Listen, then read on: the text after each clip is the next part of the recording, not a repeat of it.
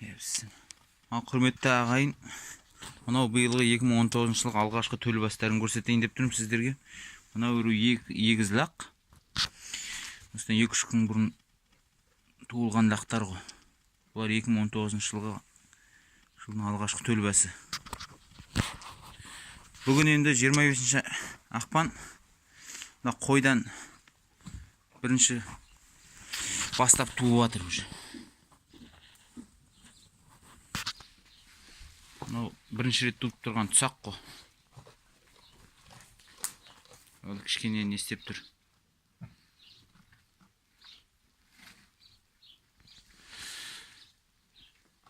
Есеңгіреп тұр ма? Қазір бұны салып қошақанын бір ауыздандырып жібермесек, мына тұсақтың қытығы келіп тұрған сияқты. Еміреніп алып тұр қозысын.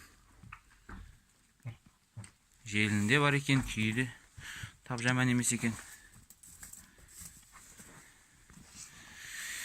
Енді осыған қазір су беріп, сосын мына қошақанын ауыздандырып жіберу қалды. Негізі бұл қошқар айырылды ғой. Негізі бұлай тумау керек еді. Бір снаринек, сондай бір нәрселер қалып қойды аудың. Жетпесе бұлар негізінде наурыз айының аяғына қарай туу керек қой, мына қойлардың бәрі. Қошқар деген қазан айының аяғында қосылды. Бұл наурыз айының аяғында туу керек. Бұл дейтін бір қате кетіп тұрған жерден туып тұрған қой болып тұр.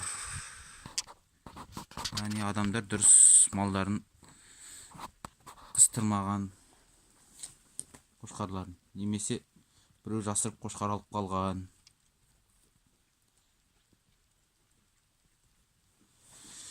Бұндай болады енді.